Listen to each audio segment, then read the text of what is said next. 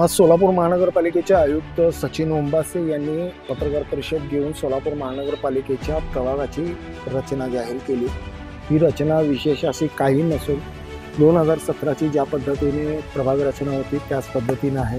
लोकसंख्या ही तशीच आहे। या एकूणच प्रभागामध्ये आपण ज्यावर आज चर्चा करणार आहोत तो प्रभाग क्रमांक 24चं वैशिष्ट्य असे की हा पूर्णपणे भाजपाचा बालेकिल्ला म्हणला तरी हरकत नाही।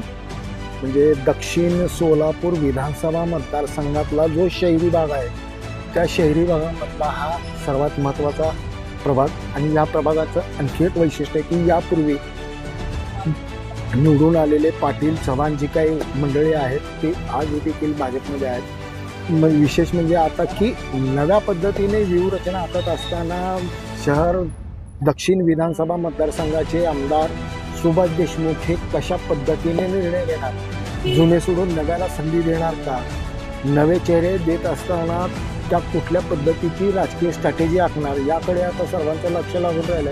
आणि विशेष म्हणजे बापूचा प्रभाव असलेला मतदारसंघ प्रभाग क्रमांक 24 नक्कीच येणाऱ्या जे काही आरक्षण सोडत आहे त्या आरक्षण सोडत नंतर बापू आपली राजकीय स्ट्रॅटेजी काय आखणार आणि काय पद्धतीनं प्रभाग क्रमांक 24चे उमेदवार कोणत्या निकषावर ते देणार याकडे आता सर्वांचं लक्ष लागून राहिलं। ब्रेन न्यूज करता यासिन शेखसह मी नितीन पाटील।